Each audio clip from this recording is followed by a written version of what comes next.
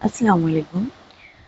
This is your science teacher, Mr. Bhaiya, and I am here to explain you all about ecology, which is included in your science textbook, unit number 3. Let's start the topic ecology. And now, question arise here: what is ecology? Ecology is the scientific study of how living things interact with each other and with their physical environment.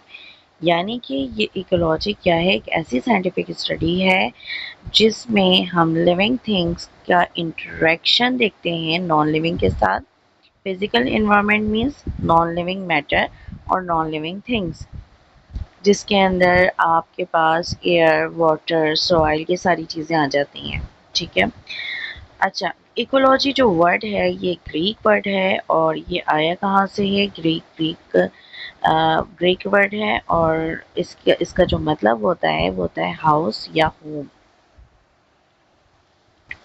Ecosystem functional unit of ecology इस जिसके अंदर living और non living components और ये जो भी चीज़ें exchange करते हैं आपस में एनर्जी की फॉर्म में या मैटर या एनर्जी, जो भी एक्सचेंज करते हैं आपस में एक डिफाइंड स्पेस के अंदर, that is known as ecosystem.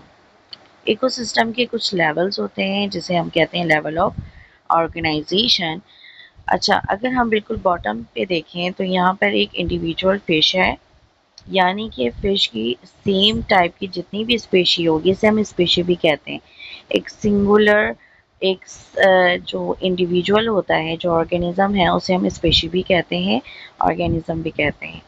अगर वो सेम टाइप है दैट इज स्पेशी। स्पेशी अगर सेम टाइप के जो भी ऑर्गेनिज्म है और सेम हैबिटेट यानी हैबिटेट रहने की जगह, यानी कि एक ही जगह पे एक ही जैसे ऑर्गेनिज्म रहते हैं, that is known as population.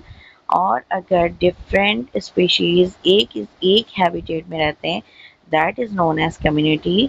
और जब डिफरेंट कम्युनिटी जब अपने जो सराउंडिंग में इन्वायरमेंट है उसके साथ इंटरेक्ट करते हैं तो ये एक पूरा इकोसिस्टम बनाता है। इकोसिस्टम की अगर हम बात करें that is a structure. Structure की अगर हम बात करते हैं तो उसको ब्रॉडली दो में क्लासिफाई किया जाता है। Number one is abiotic component and number two is biotic component. Abiotic component, अच्छा, ये एक साइंटिफिक टर्म की एक आइडेंटिफिकेशन आप कह लें कि जिस तरह से बायोटिक एक वर्ड है, बायो मीन्स लाइफ, अगर बायोटिक वर्ड के स्टार्ट में ए या एन लग जाए तो उसका मतलब होता है कि वो चीज़ उसमें मौजूद नहीं है, वो चीज़ एब्सेंट है।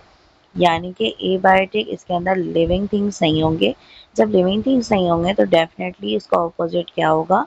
नॉन लिविंग थिंग्स, जिसके अंदर फिजिकल और केमिकल सब्सटेंसेस आ जाती हैं। जबकि बायोटिक कंपोनेंट्स के अंदर आपके पास प्रोड्यूसर, कंज्यूमर और डीकम्पोजर्स आ जाते हैं।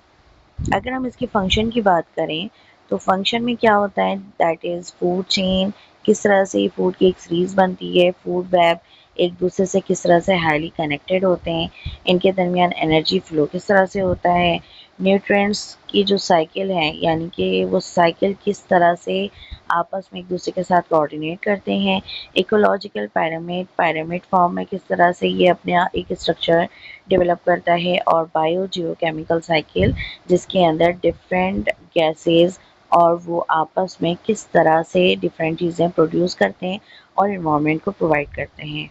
ठीक है। इकोसिस्टम की जिस तरह से हमने अभी पीछे ही बात की है, एबायोटिक एंड बायोटिक फैक्टर्स, यहाँ पर हम जो फोकस करेंगे बायोटिक फैक्टर्स को। बायोटिक फैक्टर्स यानी कि बायोटिक कंपोनेंट्स की अगर हम बात करें तो उसको ब्रॉडली तीन में फर्दर सब क्लासिफाई किया जाता है। Number one is producer, number two is consumer and number third is decomposer. Producers क्या होते हैं? Producers all about plants. Plants के जितने भी एक क्लासिफिकेशन आ रही है उसके अंदर जितने भी प्लांट्स के स्पीशी आ रहे हैं that is all included in producer. और वो स्पेसिफिक प्लांट्स जो कि अपना फूड खुद प्रिपेयर करते हैं that is also known as autotrophic organism. Auto means self, यानी कि अपना फूड खुद प्रिपेयर कर रहे हैं, जबकि कंज्यूमर और डीकम्पोजर ये अपना फूड खुद प्रिपेयर नहीं कर सकते। स्पेशली कंज्यूमर की अगर हम बात करें, ये दे आर टोटली हेटेरोट्रॉप्स। ये हेटेरोट्रॉप्स मीन्स कि ये अपना फूड प्रिपेयर नहीं कर सकते, बल्कि ये डिपेंडेंट होते हैं। अगर हम इनकी फर्दर सब क्लासिफिकेशन की बात करें, तो प्राइमरी कंज्यूमर जो कि हर्बीवर्स होते हैं। हर्बीवर्स कौन होते हैं? जो कि प्लांट्स या ग्रीन सब्सटेंसेस को खाते हैं। ठीक है। अच्छा, कंज्यूमर की अगर हम सेकेंड इसकी सब क्लासिफिकेशन की बात करें, दैट इज सेकेंडरी कंज्यूमर, जिसके अंदर प्राइमरी कार्निवर्स आ जाते हैं। कार्निवर्स वो ऑर्गेनिज्म होते हैं जो कि मीट को खाते हैं। ठीक है। अच्छा, टर्शरी यानी कि सेकेंडरी कंज्यूमर की अगर हम बात करें, सेकेंडरी कार्निवर्स की बात करें, वो प्राइमरी कार्निवर्स को फीड करते हैं, खाते हैं। ठीक है। तो this is all about consumers, primary, secondary and tertiary. And the last but not least, decomposer. Decomposer की अगर हम बात करें, तो डिकम्पोजर में तमाम वो ऑर्गेनिज्म आ जाते हैं जो कि डेड ऑर्गेनिक मटेरियल्स को खाते हैं। डेड ऑर्गेनिक यानी कि अगर ह्यूमन बॉडी, अगर फॉर एग्जांपल उसकी डेथ हो जाती है, तो वो उसको जो डिकम्पोज कर रहे हैं वो कौन कर रहे हैं? वो डिकम्पोजर्स कर रहे हैं, जिसके अंदर फंजाई और एल्गी वगैरह आ जाते हैं। ठीक है। बैक्टीरिया, फंजाई, ये दो जो हैं बेसिकली ये इसके अंदर आते हैं। This is food chain. Food chain के अंदर आप देख सकते हैं, it's basically a series of network of organism, जिसके अंदर फूड की बेसिस पर किस तरह से एक सीरीज जनरेट करते हैं। जैसे आप एरो को देख सकते हैं, प्रोड्यूसर को कौन फीड कर रहा है? Primary consumer. अब प्राइमरी कंज्यूमर को कौन खाता है? Secondary consumer. सेकेंडरी कंज्यूमर को कौन खा रहा होता है? टर्शरी कंज्यूमर, जिसे अपना फूड और न्यूट्रिएंट्स अपना ये क्या करते हैं? हासिल करते हैं। अब टर्शरी कंज्यूमर हो, सेकेंडरी कंज्यूमर हो, प्राइमरी कंज्यूमर हो या प्रोड्यूसर्स हो, अगर इनकी डेथ हो जाती है, इनकी लाइफ ख़त्म हो जाती है, तो इनको इंगल्फ करने का काम, इनको फाइन पार्टिकल्स में तोड़ने का काम कौन करता है? डिकम्पोजर्स करते हैं, जो कि बैक्टीरिया और फंजाई होते हैं। अब हम यहाँ पर देखते हैं फूड चेन और फूड वेब। फूड वेब की अगर हम बात करें, तो यहाँ पर फूड चेन जो एक सीरीज है, जबकि फूड वेब क्या है? ये दीज आर हाईली इंटरकनेक्टेड। आप देख सकते हैं एरो को, ये एक दूसरे के साथ हाईली इंटरकनेक्टेड है। तो ये बेसिक डिफरेंस होता है फूड चेन और फूड वेब में।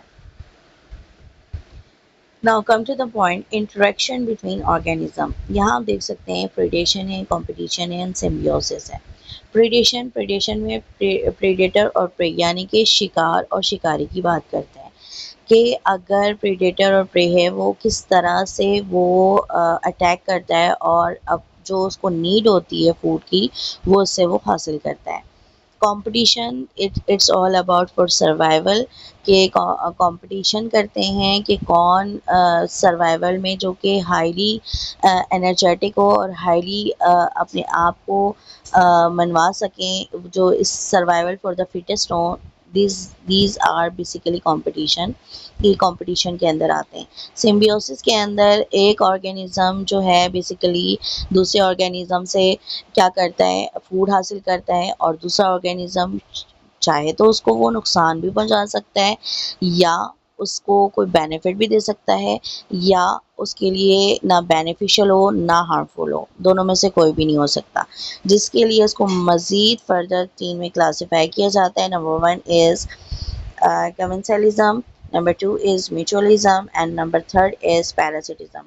कमेंसलिज्म मीन्स के इसके अंदर ये सामने वाले ऑर्गेनिज्म को कोई बेनिफिट नहीं देता, बल्कि उससे फूड ले रहा होता है।